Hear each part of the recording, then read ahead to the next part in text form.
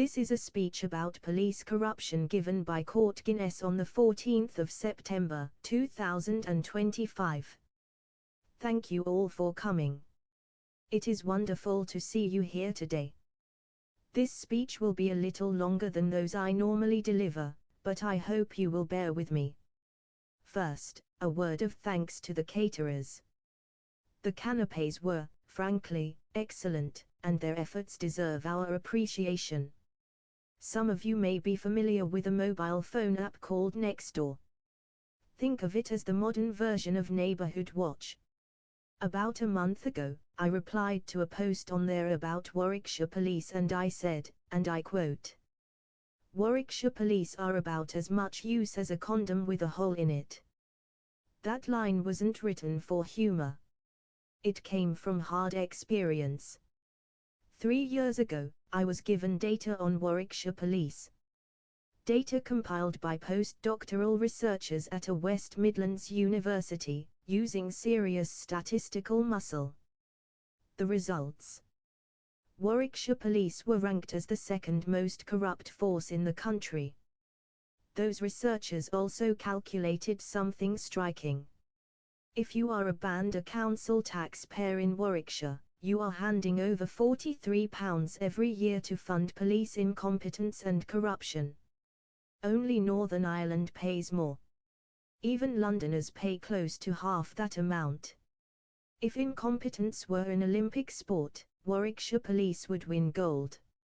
And so we arrive at why we are here today.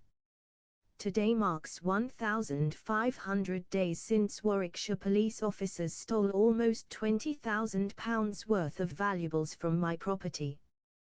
The date was the 6th of August, 2021. The list of stolen items is on the flyers, and it will also be online.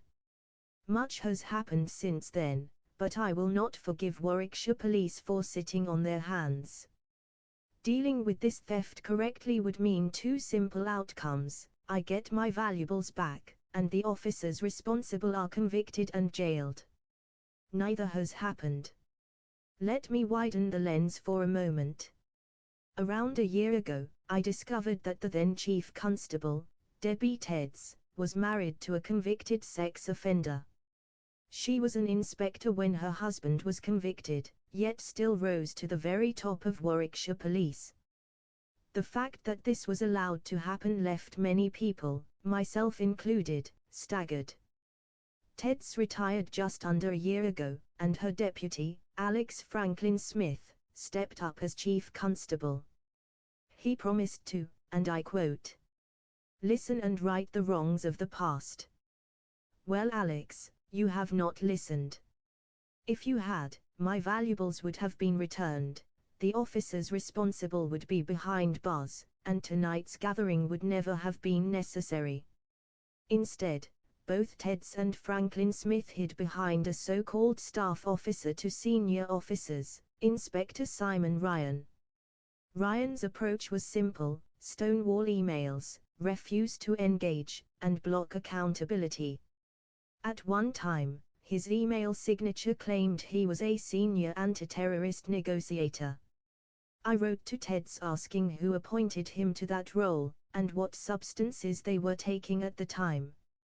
Because if this is the caliber of our counter-terrorism negotiators, then Warwickshire is at genuine risk. This isn't policing. This is organized failure wearing a uniform. Ryan has since been promoted to Chief Inspector, now in charge of South Warwickshire. The anti-terrorist label has disappeared from his emails, but the promotion remains. I have recently learned that other officers involved have also been promoted. This is, in my view, the Peter Principle laid bare. Let me illustrate. Consider Officer Smith. This is an example from the Metropolitan Police, name changed. On the streets, he is everything you want in a police officer: intelligent, fearless, respected, relentless in pursuing criminals. His record earns him a promotion to inspector. But the skills that made him a great detective do not prepare him for management. Suddenly, He is responsible for budgets, supervision, standards, areas he knows nothing about. Out of his depth, he avoids confrontation. He looks the other way when misconduct occurs. Silence becomes tolerance, and tolerance becomes complicity.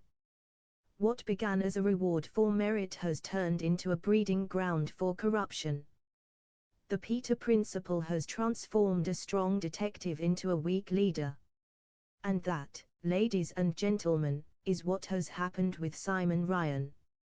He has actively blocked efforts to hold thieving officers to account. He has blocked freedom of information requests. He has protected corruption instead of confronting it. In my opinion, Simon Ryan is Warwickshire's Officer Smith. And let me leave you with this warning. When competence is promoted into incompetence, corruption is not just possible, it becomes inevitable. Now let me circle back.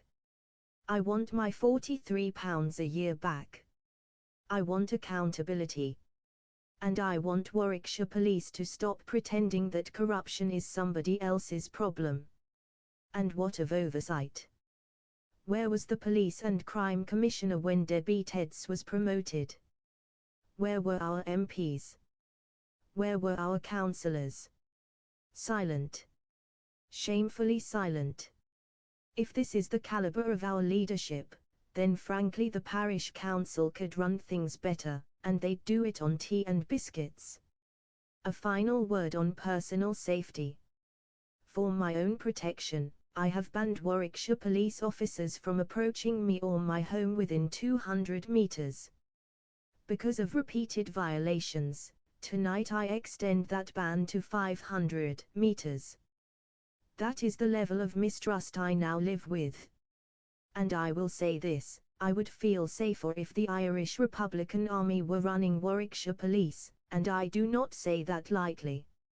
I saw their violent ability firsthand before the Good Friday Agreement via their bombs in this country, and was lucky to walk away unscathed on 4 occasions. So yes, Warwickshire Police remain about as much use as a condom with a hole in it. I still want my valuables back. I still want the officers responsible convicted and jailed. If Warwickshire Police can steal from me without consequence, what message does that send to every citizen in this county? On that note, thank you all for your company, and thank you for listening.